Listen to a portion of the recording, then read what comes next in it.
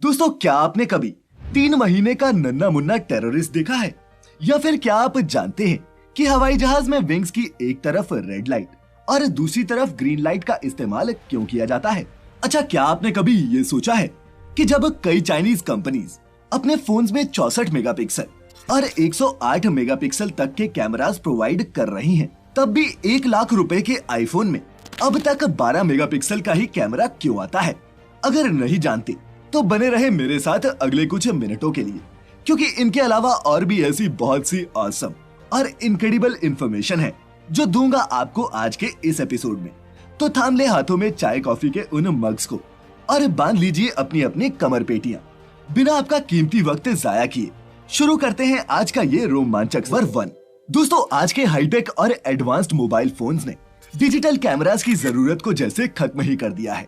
तभी तो शाओमी और रियलमी सरीखी चाइनीज कंपनीज हों या फिर दशकों से इस इंडस्ट्री पर राज करने वाली सैमसंग, कस्टमर्स को अट्रैक्ट करने के लिए ये कंपनीज कभी 64 मेगापिक्सल कैमरे वाला फोन निकालती हैं, तो कभी 108 मेगापिक्सल वाला। इन फोन्स की कीमत भी बहुत ज्यादा नहीं होती, तो ऐसे में ये सवाल तो बनता ही है कि 1 लाख रुपए में बिकने वाला आईफोन अभी तक सिर्फ 12 मेगापिक्सल के ही कैमरा के साथ क्यों आता है? अगर इसका जवाब नहीं जानते तो बता दूं कि आईफोन भले ही 12 मेगापिक्सल कैमरा के साथ आता है, लेकिन इस फोन में मौजूद कैमरा की प्रोसेसिंग पावर, स्टोरेज स्पेस और लेंस क्वालिटी कमाल की है। 108 मेगापिक्सल सुनने में कितना भी अट्रैक्टिव लगता हो, पर सच तो ये है कि कैमरा में जितने मेगापिक्सल से ज्यादा होंगे, फोन के प्रोसेसर पर लोड भी उतना ही ज्यादा पड़ता है। इसके अलावा फोन कैमरा से ली गई फोटोज कितनी अच्छी होंगी, ये सिर्फ कैमरा के मेगापिक्सल्स पर डिपेंड नहीं करता, बल्कि ये कई दूसरे फैक्टर्स जैसे सेंसर साइज, लेंस, अपर्चर और सॉफ्टवेयर पर भी डिपेंड करता है, जिन्हें सभी पर एप्पल ने बेहतरीन काम किया है। मेगापिक्सल्स तो सिर्फ कोई फोटो कितनी डिटेल्ड होगी ये तय करते हैं, इसीलिए एप्पल का फोन 12 मेगापिक्सल्स का होकर भी किसी 108 मेगापिक्सल वाले फोन कैमरा से कहीं अच्छा है, और वो फिलहाल अपने इसी सेटअप के साथ आईफोन्स को बेच रहे हैं। Fact number 2। दोस्तों, हम इंसान भी बहुत आलसी होते हैं, इसीलिए तो किसी भी काम को करने का कोई ना कोई शॉर्टकट ढूंढते रहते हैं और फिर उसे इन्वेंशन का नाम दे देते हैं। अब सैमसंग को ही ले लीजिए। ये जानकर आपको भी हैरानी होगी कि दुनिया की सबसे बड़ी मोबाइल मैन्युफैक्चरिंग कंपनीज में से एक सैमसंग ने अपने फोन्स की ड्यूरेबिलिटी और बेंडिंग को टेस्ट करने के लिए एक बर्ड शेप्ड रोबोट बना डाला। जी हाँ, बर्ड शेप वाला क्यों, अभी बताता हूँ। दरअसल बर्ड शेप वाला ये रोबोट इस तरह फोन पर बार बार बैठकर ये चेक करता है कि कहीं उनका फोन यूजर के उस पर बैठने या फिर पिछली जेब में रखा हुआ क्रैक या फिर डैमेज तो नहीं हो जाएगा। फोन की मजबूती का क्वालिटी चेक करने के मकसद से ही सैमसंग ने इस रोबोट का निर्माण किया था, और कंपनी ने बकायदा अपने पेज पर इसकी जानकारी एक वीडियो के जरिए सबके साथ शेयर की। Fact number 3। दोस्तों, बचपन में जिन प्लेन्स को हम अपनी छत के ऊपर से गुजरता हुआ देखते थे, आज उनमें सफर करना एक बहुत आम सी बात हो गई है। पर हवाई जहाजों के बारे में ऐसी कई बातें हैं जिनके बारे में हम आम मैंगो लोगों को क्या पता। जैसे कि प्लेन्स के पंखों पर एक साइड लगी ये ग्रीन लाइट और दूसरी साइड लगी ये रेड लाइट। अब इन लाइट्स का क्या मतलब होता है और ये दोनों अलग अलग रंगों की क्यों होती है? दोस्तों, इसके पीछे भी एक वाजिब कारण है। दरअसल प्लेन में लगी ये लाइट सिग्नल देने का काम करती है। प्लेन के टेक ऑफ और लैंडिंग से पहले रेड लाइट फ्लैश करती है, ताकि दूसरे पायलट्स और रनवे पर मौजूद लोगों को पता चल जाए कि प्लेन उड़ने वाला है या फिर प्लेन लैंड करने वाला है, तो रनवे पर रहना सेफ नहीं है। चूंकि एक प्लेन में ग्रीन लाइट हमेशा राइट विंग और रेड लाइट हमेशा लेफ्ट विंग पर होती है। इन लाइट्स की मदद से ये पता लगाना भी आसान हो जाता है कि प्लेन आपकी डायरेक्शन में आ रहा है या फिर आपसे दूर जा रहा है। आसमान में रात के समय पायलट्स विजिबिलिटी और सामने से आ रहे प्लेन को टर्न का सिग्नल देने के लिए इन रेड और ग्रीन लाइट्स को फ्लैश करते हैं। और दोस्तों, इसके अलावा प्लेन के विंग टिप पर एक व्हाइट लाइट भी होती है, जो रनवे पर दूसरे प्लेन्स के पायलट्स को सिग्नल देने के काम आती है। Fact number 4। दोस्तों, क्या आपने कभी 3 महीने के नन्हे टेररिस्ट के बारे में सुना है?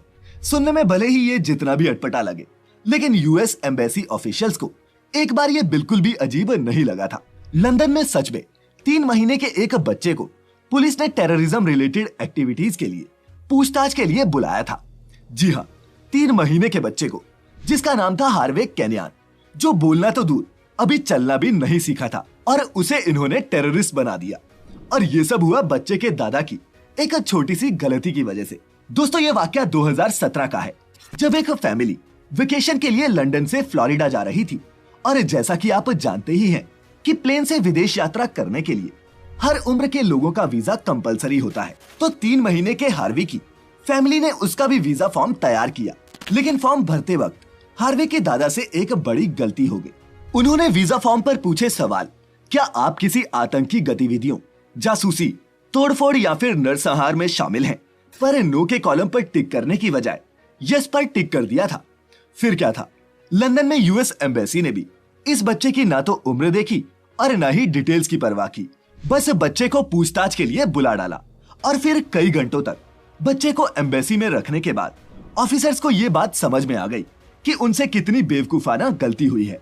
और दोस्तों इस चक्कर में हार्वी के परिवार के 3000 यूरोज यानी कि करीब 2.5 लाख रुपए के फ्लोरिडा के टिकट्स भी बर्बाद हो गए। Fact number 5। दोस्तों आइसलैंड के घोड़ों की बेजोड़ स्ट्रेंथ और खूबसूरती के चर्चे पूरी दुनिया में हैं। पोनी जैसे दिखने वाले इन खूबसूरत घोड़ों के लिए लोग करोड़ों लुटाने के लिए भी तैयार रहते हैं।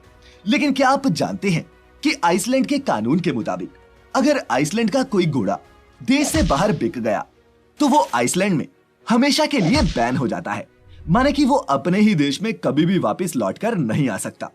अब आप सोच रहे होंगे कि ऐसे वियर्ड से कानून का क्या ही मतलब हो सकता है। तो दोस्तों आपको बता दूं कि ये कानून बनाया गया है यहाँ की लोकल हॉर्स ब्रीड को संरक्षित रखने के लिए और किसी भी बाहरी बीमारी से बचाने के लिए। आइसलैंड के नेटिव हॉर्सेस को बीमारियां कम लगती हैं, ये लंबा जीते हैं और कामकाज के हिसाब से भी काफी टफ होते हैं। इसी कानून के दम पर आइसलैंड ने घोड़ों की अपनी इस लोकल ब्रीड को 1000 सालों से भी ज्यादा से संरक्षित कर रखा है और इंटरनेशनल मार्केट में ये मुंह मांगे दाम पर बिकते हैं। यहाँ के घोड़ों में कोई बीमारी ना फैले, इसीलिए आइसलैंड के बाहर से दूसरी नस्ल के घोड़ों को इंपोर्ट करने पर भी पूरी तरह से बैन है। और अगर यहाँ से भी कोई घोड़ा बेचा जाता है तो उसकी कीमत फिर करोड़ों में ही क्यों ना हो, उस घोड़े को वापस आइसलैंड में एंट्री नहीं मिलती। Fact number 6। दोस्तों ड्रोन कैमरास ने हम इंसानों को किसी परिंदे की तरह इस दुनिया को देखने की ऐसी क्षमता दी है जो कमाल की है। लेकिन यहाँ आम ड्रोन्स जो मार्केट में बिकते हैं वो 20 से 30 मिनट से ज्यादा नहीं उड़ पाते। वहीं क्या आप जानते हैं कि दुनिया में सबसे ज्यादा समय तक हवा में उड़ सकने वाला ड्रोन 25 घंटे से भी ज्यादा हवा में रह सकता है। जाहिर है ये कोई ऐसा वैसा ड्रोन तो नहीं होगा। तो बता दूं दोस्तों कि इस ड्रोन का नाम है RQ-4 ग्लोबल हॉक और ये यूनाइटेड स्टेट्स एयरफोर्स की सर्वेलेंस यूनिट में शामिल है। ये ड्रोन एक फ्लाइट में ही 1 लाख स्क्वायर किलोमीटर जितने एरिया को सर्वे कर सकता है और तो और ये 1300 किलोग्राम वजन भी ढो सकता है। लेकिन दोस्तों इतनी हाई कैपेबिलिटीज वाले ड्रोन की उड़ान कोई सस्ती भी नहीं होती और इसकी फ्लाइट के हर घंटे की कॉस्ट लगभग $19,000 यानी कि 14 लाख रुपए आती है, जिसमें इसके फ्यूल के अलावा लॉजिस्टिकल सपोर्ट की कॉस्ट भी शामिल है। Fact number 7। दोस्तों अपने ड्रीम हाउस का सपना सभी देखते हैं कि एक सुंदर सा घर हो, उसके आगे एक छोटा सा गार्डन हो जहां चाय की चुस्कियां लेते हुए हम सुबह और शाम का मजा ले सकें। लेकिन गांव हो या शहर, अब प्रॉपर्टीज के दाम आसमान छू रहे हैं। लोग बूढ़े हो जाते हैं लेकिन फ्लैट की किस्तें पूरी नहीं होती। ऐसे में क्रोएशिया देश के एक छोटे से कस्बे की खबर इंटरनेट पर खूब वायरल हुई, जिसमें यह दावा किया गया कि यहाँ आप सिर्फ एक क्रोएशियन कूना पे करके अपना घर खरीद सकते हैं। दोस्तों कूना क्रोएशिया की करेंसी है जो लगभग 12 भारतीय रुपए के बराबर होती है। रॉयटर्स की एक रिपोर्ट के मुताबिक नॉर्दर्न क्रोएशिया के लिग्राड टाउन की घटती पॉपुलेशन को फिर से बढ़ाने के लिए इस टाउन के मेयर ने यहाँ की लोकल पॉपुलेशन के साथ मिलकर इस आइडिया को निकाला था। दरअसल ट्रांसपोर्ट और दूसरी मॉडर्न सुविधाओं की कमी के चलते यहाँ के लोग लगातार यहाँ से माइग्रेट हो रहे हैं और अब इस कस्बे में सिर्फ 2250 लोग ही बचे हैं। ऐसे में मेयर ने शहर में खाली पड़े घरों को एक कूना यानी कि 12 रुपए में बेचने का ऐलान कर दिया। लेकिन अगर आप भी अपने 12 रुपए लेकर बोरिया बिस्तर बांधने की तैयारी करने वाले थे तो ये भी जान लें कि इस कीमत पर यहाँ घर कई शर्तों के साथ मिलता है, जिनमें से सबसे बड़ी शर्त ये है कि यहाँ घर खरीदने वाले को कम से कम 15 साल का एग्रीमेंट बनाना पड़ेगा और अगले कम से कम 15 साल उसे यही लिग्राड में ही गुजारने होंगे। Fact number 8। दोस्तों डिस्कवरी या फिर एनिमल प्लेनेट पर आपने भी कई बार इन राइनोस को देखा होगा। ये राइनोस दुनिया के गिने चुने हिस्सों में ही पाए जाते हैं और इन्हें मारने का सबसे बड़ा कारण इनके ये खूबसूरत हॉर्न्स यानी कि सींग ही बनते हैं। अगर हम ये कहें कि ये हॉर्न्स ही राइनोस की शान है तो कुछ गलत नहीं, लेकिन क्या आप जानते हैं कि साउथ अफ्रीका में पाए जाने वाले राइनोस के सींग अथॉरिटीज खुद ही काट देती है। और वो ऐसा इसलिए करती है क्योंकि राइनोस के इन हॉर्न्स की दुनिया में बहुत डिमांड है, जिसके चलते शिकारी राइनोस का अंधाधुंध शिकार करते रहे हैं और इसी वजह से अब ये दुनिया में बहुत कम ही बचे हैं। ऐसे में साउथ अफ्रीका के लोग राइनोस को शिकार से बचाने के लिए उनके सींग पहले ही काट देते हैं, ताकि अगर ये शिकारियों की नजर में आ भी जाएं, तो भी शिकारी इनके सींग गायब देखकर इन्हें ना मारे। हाँ, इन राइनोस के सींग कुछ वक्त बाद दोबारा बढ़ जाते हैं, क्योंकि इनके सींग में भी वही प्रोटीन पाया जाता है जो इंसानों के नाखूनों और बालों में होता है। ऐसे में एनजीओज और वाइल्ड लाइफ ऑर्गेनाइजेशंस समय समय पर इन जंगली राइनोस के हॉर्न्स की ट्रिमिंग करती रहती है। Fact number 9। दोस्तों, आज टेक्नोलॉजी हमें सेल्फ ड्रिवन कॉन्सेप्ट कार्स तक ले आई है, जिसमें न ड्राइवर की जरूरत है और न ही एक्सीडेंट्स होने की परवाह। लेकिन शायद आप ये नहीं जानते होंगे कि बिना ड्राइवर वाली कार्स इंडस्ट्री के लिए कोई नई नहीं है। दुनिया की major car manufacturing company Mercedes ने तो 1966 में ही रिमोट कंट्रोल से चलने वाली एक कार बना दी थी। Mercedes Benz F200 concept model में स्टीयरिंग व्हील और ब्रेक पेडल की जगह साइड स्टिक्स लगे थे और इस कार को एक जॉयस्टिक की मदद से आराम से कंट्रोल किया जा सकता था और ये किसी भी नॉर्मल कार की तरह ही चलती थी। कार का रिमोट कंट्रोल होने की वजह से इसे कोई पीछे की सीट पर बैठकर भी आराम से ड्राइव कर सकता था। लेकिन चूंकि इसे रोड पर उतारने में कई तरह के रिस्क इन्वॉल्व थे, इसीलिए मर्सिडीज ने ये कार कभी भी मार्केट में नहीं उतारी। और दोस्तों, बातों ही बातों में अब वक्त हो चला है आपके अपने योर ओन